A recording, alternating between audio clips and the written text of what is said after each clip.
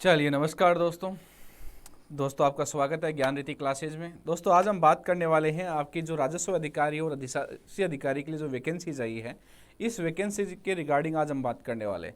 आज हम बात करेंगे कि आपका इस राजस्व अधिकारी और अधिशासी अधिकारी के लिए आपको क्या क्या पढ़ना चाहिए, किस टाइप से आपको तैयारी करनी चाहिए, और स्पेशली मुख्य रूप से जो आपका पार्ट बी है जिसके अंदर नगर पालिका अधिनियम के बारे में बातचीत की गई है, उसके लिए आपको किस प्रकार से प्रिपरेशन करनी चाहिए उसके बारे में हम बात करने वाले हैं।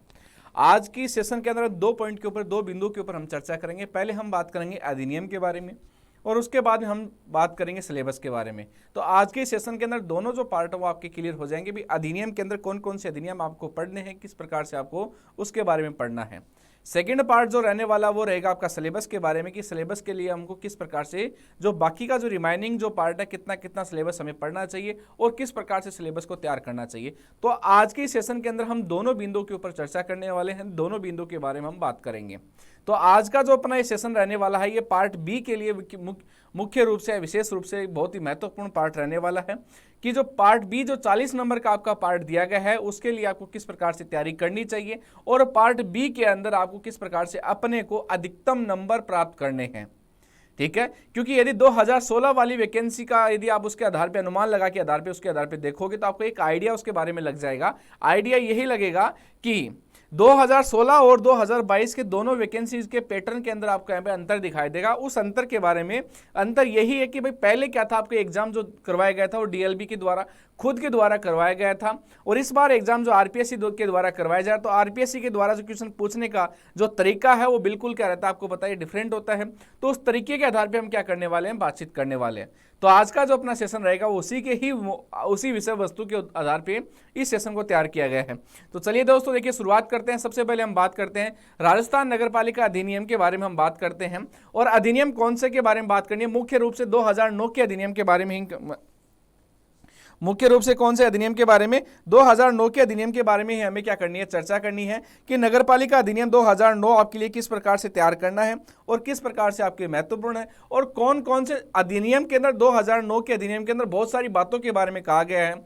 आपने इतने सारे टेलीग्राम ग्रुप के ऊपर आपके सामने वो सर्कुलेट हो रहा है 2009 का अधिनियम, या डीएलबी के जो CMAR India.org की जो वेबसाइट है उसके ऊपर भी खूब सारा आपको मिल जाएगा 2009 का अधिनियम। तो आपने उसके बारे में एनालिसिस कर लिया होगा। तो उसमें से पढ़ना क्या क्या है अपने लिए महत्वपूर्ण बात वो आती है कि भी आपको कौन कौन से पार्ट्स किस प्रकार से आपको तैयार करने हैं, उस तैयार करने वाले पार्ट्स के बारे में हम क्या करेंगे, चर्चा करेंगे।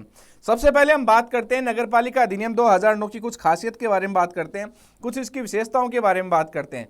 देखिए जब भी कोई अधिनियम बनाया जाता है तो अधिनियम बनाने के लिए संबंधित विभाग के द्वारा क्या होता है, डाटा तैयार करने का काम किया जाता है। यह आपने पॉलिटी में खूब बार इसके बारे में पढ़ा होगा कि जब भी कभी भी कोई अधिनियम बनाया जाएगा तो उस अधिनियम के अंदर क्या क्या विषय वस्तु रहने वाली है, उस विषय वस्तु के बारे में तैयार करने का जो काम होता है वो किसके द्वारा किया जाता है, आपके यहाँ पे संबंधित विभाग के द्वारा काम तैयार किया जाता है।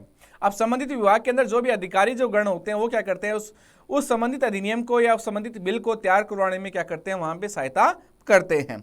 ठीक है, तो आज के इस अधिनियम के बारे में हम बात करते हैं। सबसे पहला पॉइंट याद है सब जब तैयार किया जाता है, तैयार करने के बाद में इसको प्रस्तुत करने का काम किया जाता है तो उसकी क्या होती है, एक निर्धारित क्या होती है, उसका निर्धारित एक तारीख होती है, उस तारीख के ऊपर क्या किया जाता है, उसको तैयार किया जाता है।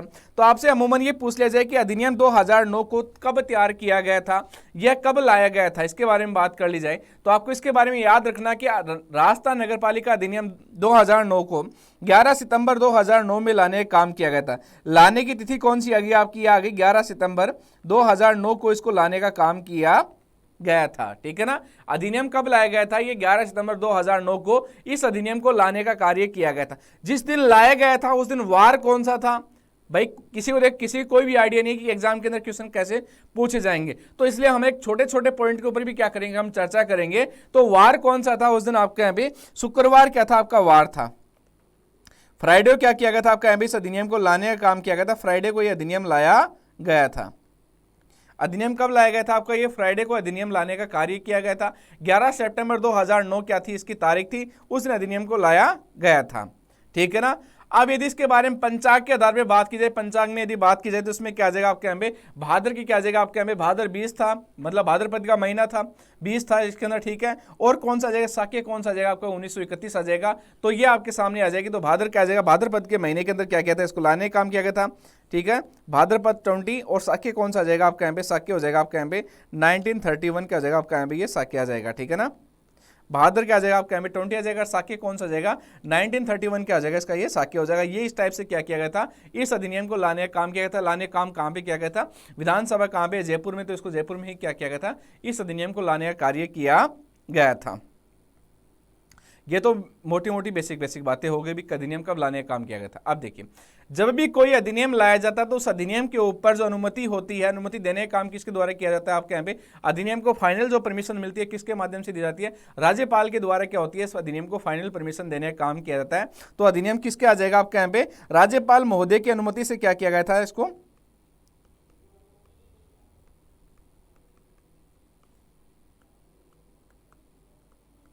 राज्यपाल महोदय की अनुमति से क्या किया गया था, इस अधिनियम को लाने का कार्य किया गया था। अभी तक हमने क्या क्या बातें पढ़ी, तारीख कौन सी थी, 11 सितंबर था, वार कौन सा था, शुक्रवार था। तो मतलब क्या हुआ कि राज्यपाल के द्वारा क्या कहा गया था, राज्यपाल महोदय के द्वारा 11 सितंबर 2009 को इस अधिनियम को क्या दे दी गई थी, अनुमति दे दी गई थी। अब आपके दिमाग में एक बात आई होगी, बात ये आई होगी साहब राज्यपाल कौन था उस समय। भाई जिस राज्यपाल के द्वारा अनुमति दी गई है तो राज्यपाल कौन सा था, तो आपको याद रखना होगा कि अभी तक राजस्थान के जितने भी जो राज्यपाल हुए उनमें से केवल 4 राज्यपाल ऐसे हुए जिनकी पद पे रहते हुए क्या हो गई थी, मृत्यु हो गई थी। मेरी बात को ध्यान से सुनना, अभी तक राजस्थान के जितने भी जो राज्यपाल हुए उनमें से 4 राज्यपाल ऐसे हुए जिनकी क्या हो गई थी, पद पे रहते हुए मृत्यु हो गई थी। उनमें से एक राज्यपाल था जिसके द्वारा क्या किया गया था, इस अधिनियम को लाने का काम किया गया था। अब आप अपने हिसाब से देख लीजिए साहब, 2009 में कौन आ जाएगा, सबसे पहले कौन, दरबारा सिंह जी की मृत्यु हो गई थी, ठीक है ना। उसके बाद में क्या, ठीक है। तो इस अधिनियम को लाने का काम किसके द्वारा किया गया था, शैलेंद्र कुमार सिंह के द्वारा इस अधिनियम को लाया गया था। तो राज्यपाल कौन हो जाएंगे उस समय, आप क्या जाएंगे, एस.के. सिंह। कौन आ जाएंगे आपके राज्यपाल, कौन हो जाएंगे, शैलेंद्र कुमार सिंह। कौन थे उस समय, राजस्थान के राज्यपाल थे, उनके द्वारा राजस्थान नगर पालिका अधिनियम 2009 को लाने का काम किया गया था। यह तो बात राज्यपाल तक की हो गई। अब साहब राज्यपाल तो अपनी मर्जी से तो लाएगा नहीं, उसको भी कौन करेगा, विभाग के द्वारा तैयार करके दिया जाएगा। अब विभाग कौन सा था आपका यहाँ पे, तो क्या आ जाएगा, विभाग आपका आ जाएगा स्वायत्त शासन विभाग। विभाग का नाम क्या हो जाएगा, इसके अंदर आपका ये आ जाएगा स्वायत्त शासन विभाग, स्वायत्त शासन विभाग। विभाग का नाम कौन सा होगा आपके, ये आ गया स्वायत्त शासन विभाग। अब इस विभाग के अंदर क्या होता है, एक मंत्री भी होता है। तो मंत्री कौन आ जाएगा आपका, तो कौन हो जाएगा, मंत्री कौन था उस समय, शांति धारीवाल आ जाएगा।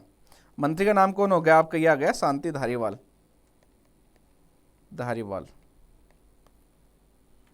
ठीक है। मंत्री कौन हो गया, शांति धारीवाल, ठीक है ना।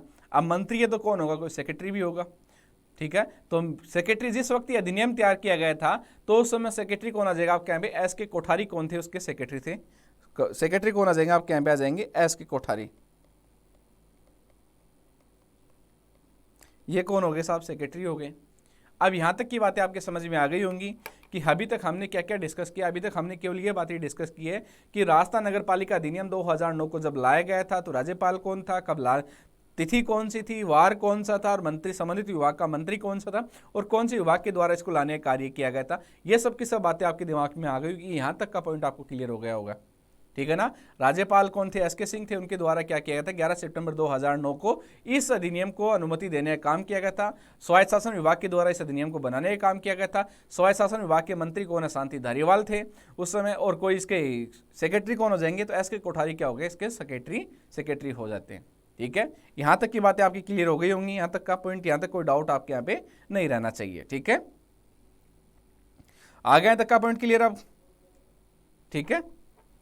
अब देखिए, अब यदि 2009 के बारे में बात की जैसा कौन सा था उस समय, तो भारतीय गणराज्य के रूप में कौन सा जगह आपके यहाँ पे क्या हुए, लमसम कौन सा जगह 60वां वर्ष था आपके यहाँ पे उस दिन। 60वें वर्ष में क्या दी गई थी, इसको अनुमति देने का काम किया गया था। ये तो सबकी सब बातें इसके बारे में बात होगी अधिनियम 2009 के बेसिक पॉइंट के बारे में।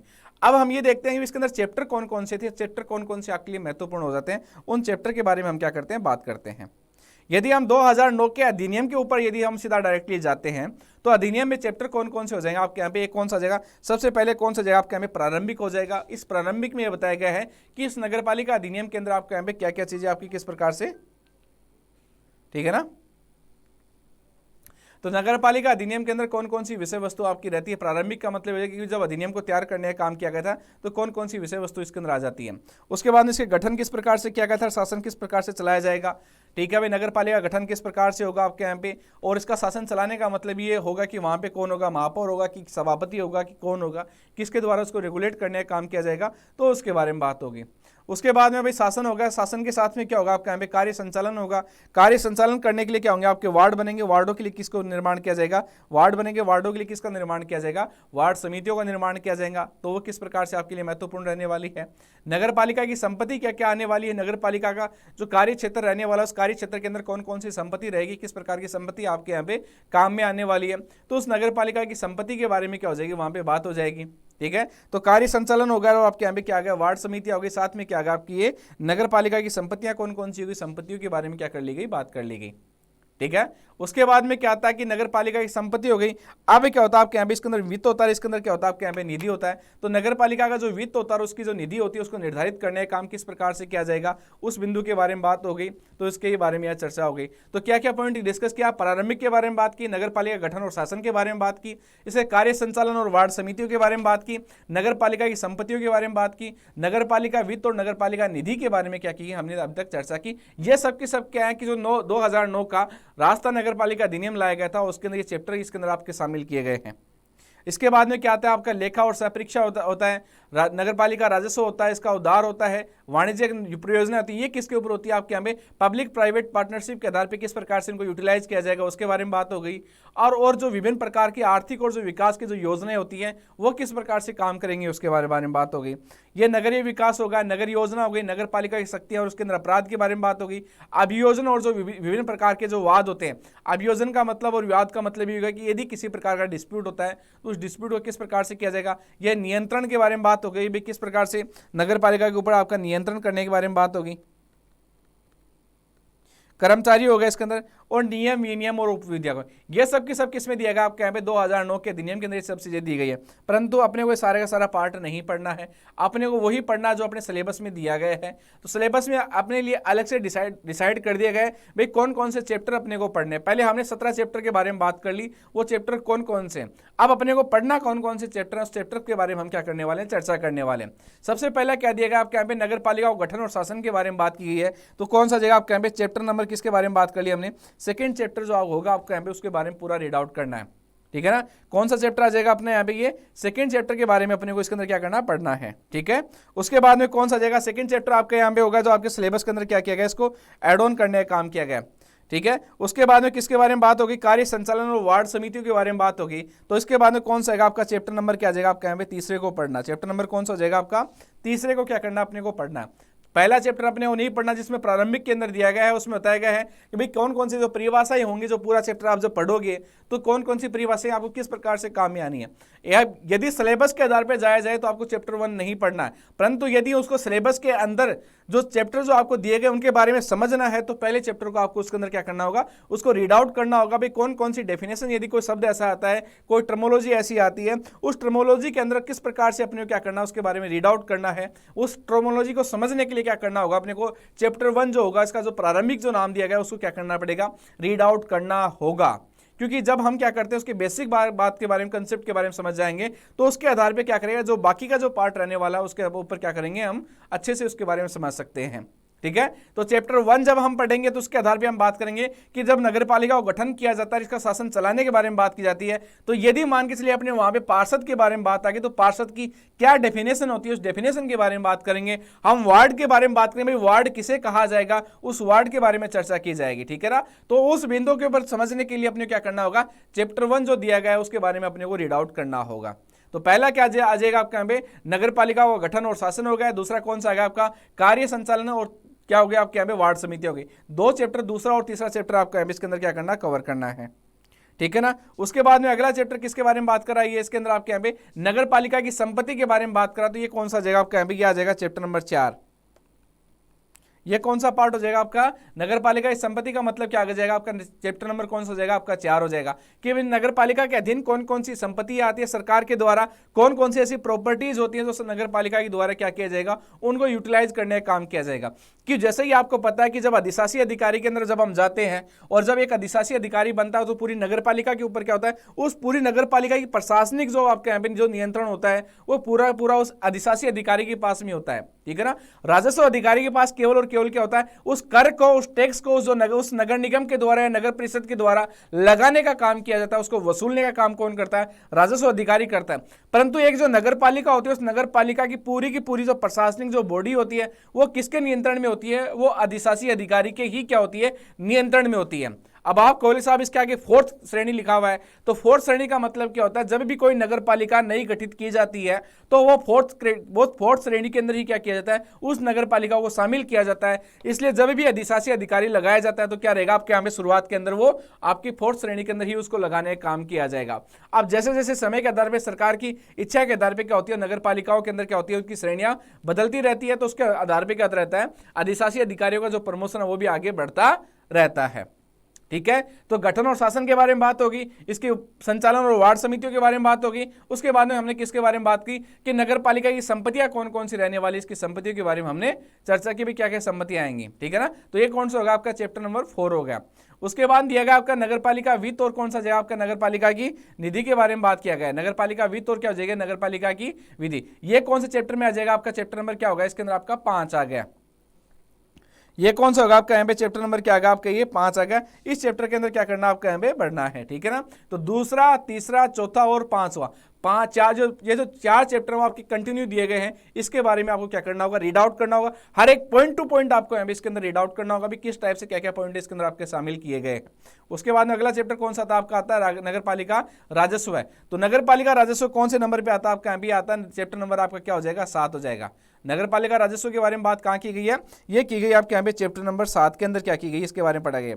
अब आप कोहली साहब चैप्टर नंबर 6 नहीं है, तो मेरे प्यारे दोस्तों ध्यान रखना, चैप्टर नंबर 6 जो दिया गया वो लेखा परीक्षा के बारे में बात कर रहा है, अकाउंट ऑडिट के बारे में बात कर रहा है। अकाउंट ऑडिट का करने का काम कभी भी अधिशासी अधिकारी के द्वारा नहीं किया जाता है, वो काम किसके अधीन आता है आपके यहाँ पे, जो लेखा सहायक होते हैं, जो जूनियर अकाउंटेंट जो होते हैं, उनके द्वारा क्या किया जाता है, ऑडिट करने का काम किया जाता है। कोई भी एक नगर पालिका होती है, उस नगर पालिका का मतलब साल भर का जो भी लेखा जोखा होगा वो किसी भी सरकारी एजेंसी के द्वारा या प्राइवेट एजेंसी के द्वारा क्या किया जाएगा, उसको ऑडिट करने का काम किया जाएगा। तो अकाउंट ऑडिट का पार्ट आपके यहाँ पे उसके साथ एड ऑन है, तो प्रशासनिक बॉडी के अधीन वो नहीं आता है, इसलिए उसको शामिल नहीं किया गया है, ठीक है ना। तो ये कौन सा पढ़ना होगा आपके यहाँ पे, चैप्टर नंबर 7 करना होगा। उसके बाद में किसके बारे में बात करा है, विकास और क्या करा आपके यहाँ पे, नगर योजना के बारे में बात करा है। तो विकास और जो नगर योजना का जो पार्ट आपका आता है वो आता है आपका चैप्टर नंबर किसके बारे में बात करा, 11 के बारे में बात करा। तो अपने क्या करना होगा, इसके बाद में चैप्टर नंबर कौन सा करना होगा, चैप्टर नंबर 11 करना होगा। 8, 9, 10 आपके सिलेबस में नहीं दिए गए हैं, तो वो अपने को छेड़ने ही नहीं है, कि वो चैप्टर छेड़ोगे तो आपके हमें किसी प्रकार कोई काम में नहीं आने वाले। नियंत्रण के बारे में, उधार के बारे में, उनके बारे में कोई मतलब नहीं है अपने को, ठीक है ना। तो चैप्टर नंबर कौन सा आपके हमें 11 आ गया, नगर पालिका विकास और नगर योजनाओं के बारे में।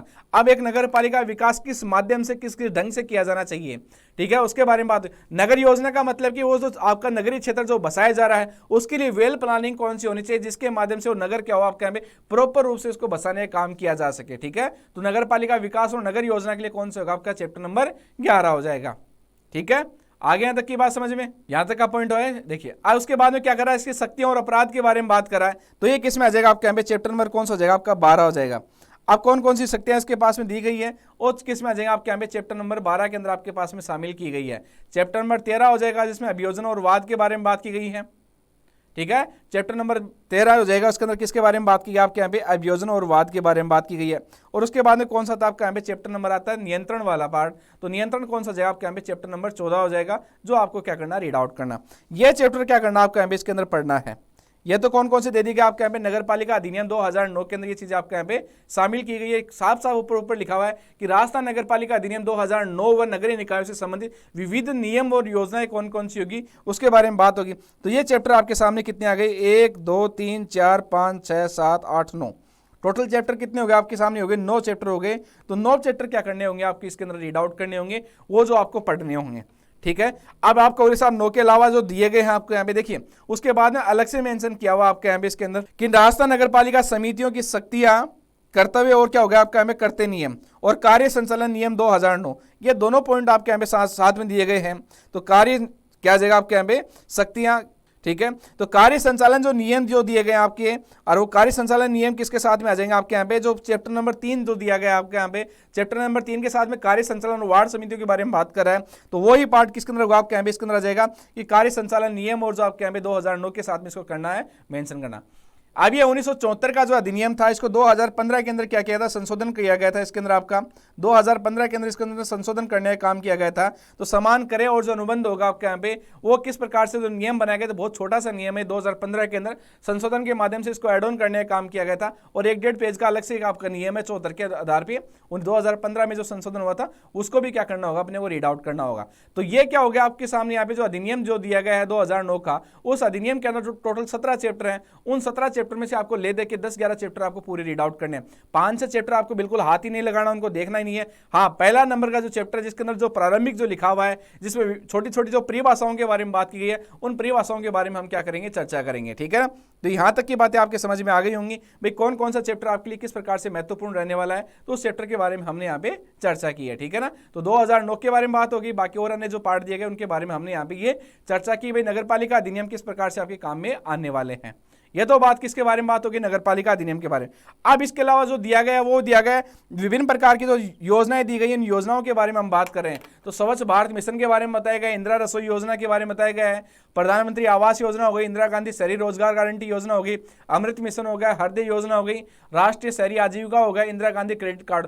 यदि पर डे के आधार पर देखा जाए तो यदि अपना 1-1 घंटे का भी लेक्चर लगेगा, यदि अपन इसको लेंगे लेक्चर को, तो कितनी योजनाएं होगी आपके यहाँ पे, लगभग 8-9 योजनाएं। तो मतलब कि मान के चलिए कि एक दिन की योजना पूरी नहीं है आपकी। यदि आप ढंग से पढ़ोगे तो चलो आपको 2 दिन देता हूं, 2 दिन के अंदर ये जितने भी सरकारी जो योजनाएं, सारी की सारी योजनाएं आपको कवर अप करवा दी जाएंगी, केवल 2 दिन के समय के अंदर। हर एक छोटा छोटा पॉइंट होगा वो भी आपको इसके अंदर क्या करवाया जाएगा, कवर करवाया जाएगा। और ये आपके सामने 9 जो छोटी छोटी योजनाएं दी गई हैं, उन 9 पूरी योजनाओं को हम करंट अफेयर्स के पार्ट के आधार पर क्या कर लेंगे, पूरा पार्ट इसका अपने के द्वारा क्या किया जाएगा, कवर करने का काम कर लिया जाएगा।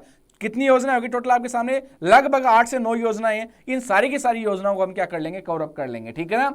तो विभिन्न महत्वपूर्ण जो योजनाएं होगी, उन योजनाओं के बारे में बात होगी, किस प्रकार से इनको कवर करना है उसके बारे में हमने चर्चा कर ली, ठीक है ना। अधिनियम के बारे में बात कर ली, अधिनियम के अंदर क्या क्या चीजें शामिल की गई है, और इसके अंदर हमने बात कर ली कौन कौन सी योजनाएं हैं, उन योजनाओं के बारे में हमने चर्चा कर ली, ठीक है।